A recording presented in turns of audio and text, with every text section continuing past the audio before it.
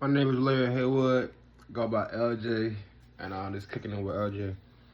The question today: do I fear God? Should you fear God? Um, I never really understood the fear of God or why people should fear God if God is nothing but all loving. Um, Me personally, I don't like the idea of committing to a person out of fear.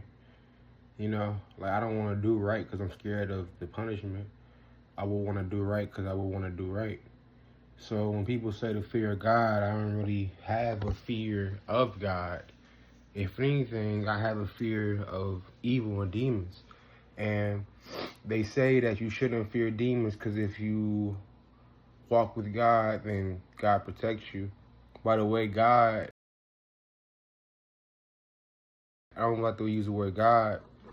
I like to use the word Yah, Yahusha, Yahweh, the Most High, but this is God in these terms just because, you know. But they say if you walk with Him, then you're protected. So you shouldn't fear demons because they can't hurt you, they can't touch you. And that may be true, that may be not, but I feel like it's a certain limit to that. Because if everyone walked with God, then nobody will have temptations and thoughts and, actions that they did, but they didn't truly do, if you know what I mean. Like,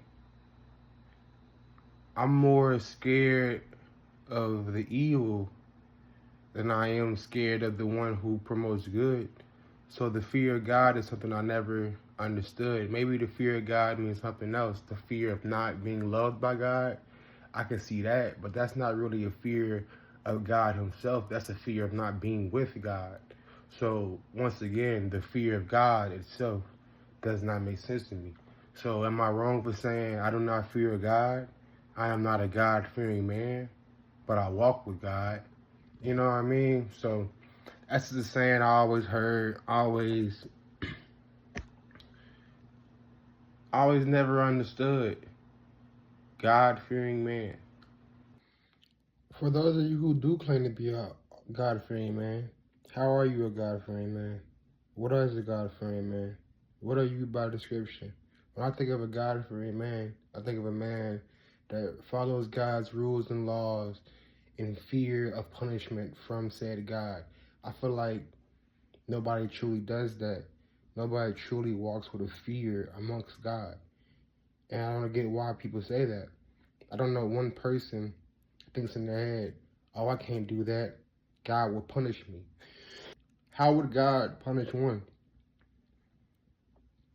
Why would God punish one? Why would an all-loving being, all-loving entity punish one? Wouldn't the punishment be not being a part of it?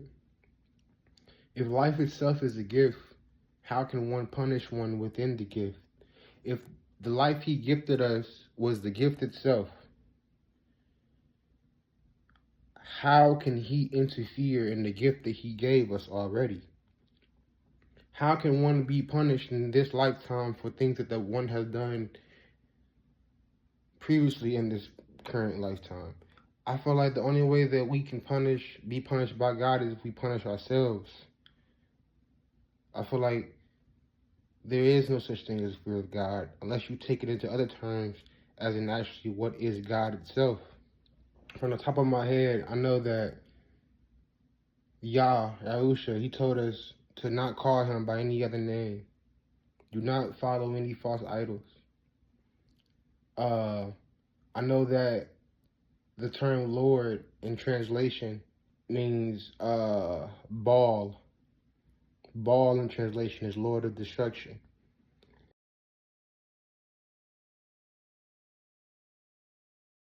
That's not Yah. That's not Yahusha. So when I think of the term fear of God, maybe that's where it came from. I have fear of a God that claims to be a God because He's not the true one. That is the only way I can see the term, the fear of God, or having a fear of God being true.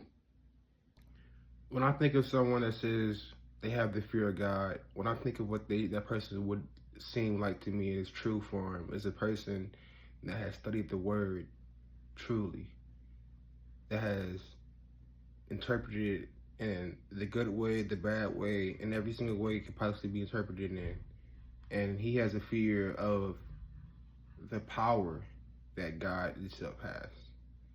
But I don't think no one truly understands the power he has. Me personally, I think the one with the almighty power also has no power, and that is his greatest power. Because he has so much power, he's able to control anything. Because he's able to control anything, he's able to give himself no power in this world. Keyword, this world.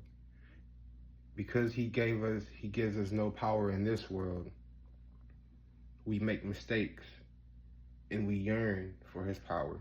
Because we know that his power is right and we cannot do right without him. That is true power. I feel like in this world, we have the power. We have the ability to make good and bad choices. We have the ability to change. We were made in his image. His image is the ability to create. We have the ability to create and transform this environment, the things around us. But just because we were made in this image and we have this ability and we have this power does not mean we are the said image, that we have the said power. We have a form of it, a piece of it, but not the true thing. So we will never be able to truly do right with the ability we have. But with the faith in his power, I feel there may be a chance for us to do right. But once again, it relies on the faith of his power. His power in this world is useless. But his faith and his belief in his power in this world is everything. That is what I believe. So when I hear a person say, I am a God-fearing man, what do you fear? Do you fear the power that he chooses to not use? Do you fear the power that is said to come? Because in this life, there is no punishment except the punishment we make for ourselves. Every action has a reaction. Everything has a consequence. When something goes good, do we blame God? Do we truly blame God? When something goes bad, do we blame God as his punishment? I don't mean blame as in a bad thing. Do we put the reasoning of this happening, is what I mean. Do we put the reason of this happening because of God? Is the fear we have of God simply the fear of not impressing God? That is something that I can understand.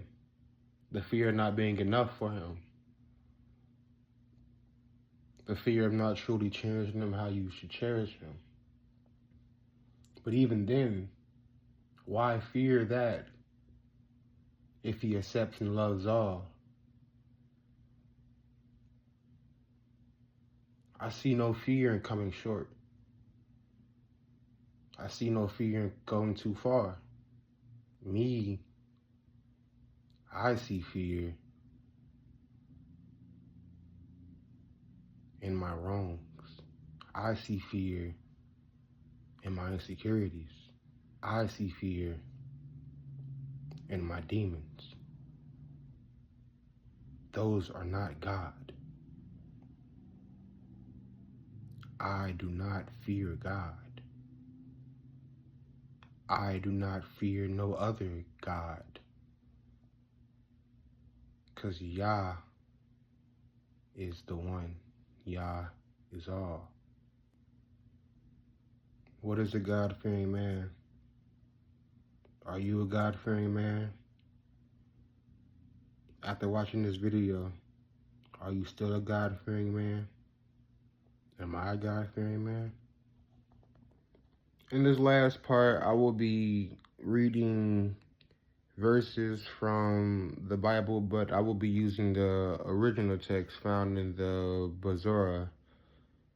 So the names may be a little different, but I will be sure to give you translation so you can go look in your own book. In Yeshayahu 41:10, formerly known to you as Isaiah 41:10, it states, "Do not fear, for I am with you. Do not look around, for I am your Elohim. I shall strengthen you. I shall also help you. I shall also uphold you with the right hand of my righteousness." So, in that alone, I feel like it's pretty evident to see that he's saying, do not fear anything at all, because I am with you. Do not look around, for I am your Elohim. If you want the definition of Elohim real quick, give me 1 second. Elohim means from the root and everything. I will put it right here. So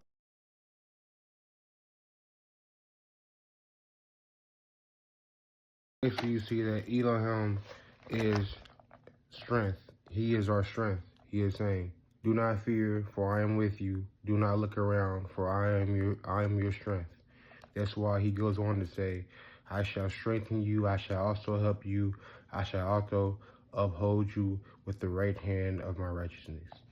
For our next passage from the Bazaar, but Bible as well, we have Matthew 10:28, formerly known to you guys as Matthew 10:28.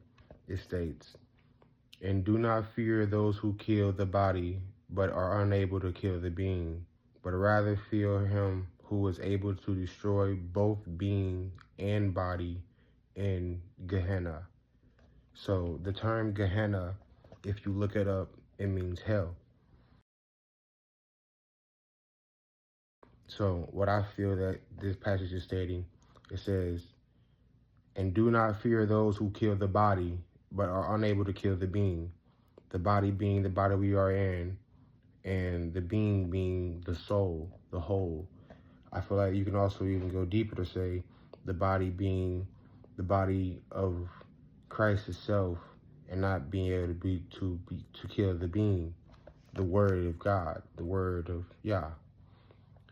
It says, so that means do not fear man. Do not fear anything that can hurt you in the physical. He then states, but rather fear him who is able to destroy both being and body in Gehenna. That states, I feel like that's the devil. He's able to destroy the body and the being because he takes you away from the Lord. He weakens your soul, and so on and so forth. I feel like that's very understandable. Next, we have Mishnah 1:7-8. That is Proverbs for you guys. 1:7-8. It states, the fear of Yah is the beginning of knowledge. Fools despise wisdom and discipline. My son, heed the discipline of your father, and do not forsake the Torah of your mother. I really like this one because I really feel like this ties into what I'm trying to say. He states in the beginning, the fear of Yah, the fear of God basically, right, is the beginning of knowledge. What is knowledge? I feel knowledge is what we have to do to come up with answers for ourselves when the answer is truly him.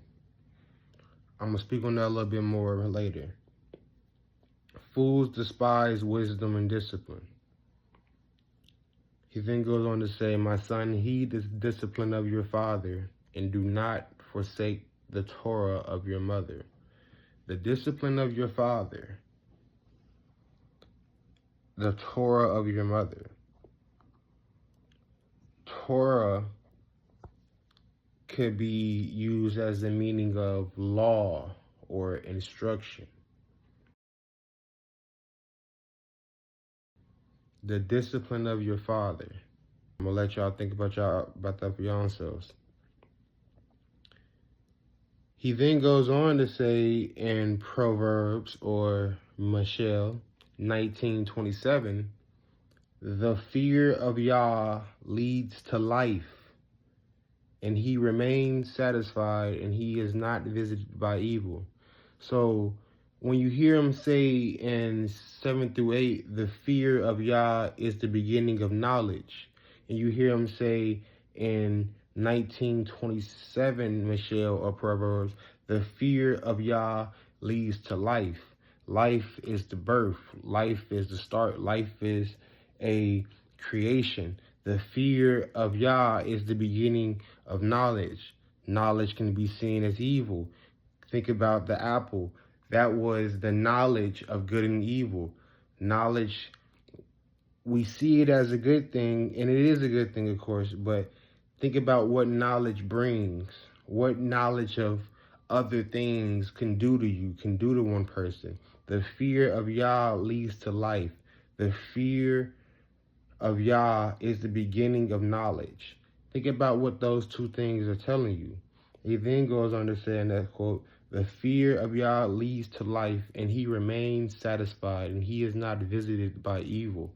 So when I think of that, and I think of how the fear of Yah leads to life, how that's talking about how the fear of him, that starts interaction with the evil, the devil. And he remains satisfied. He doesn't yearn for more because he's able to question what truly is. Because he's able to question it, he doesn't feel he has to really take heed and give hold into it. He doesn't feel that he has to be disciplined and not forsake the instruction of his mother. Think about what that means. And because of that, he is not visited by evil. Because evil does not have to test his spirit anymore, because it already has him. That's my perception of that.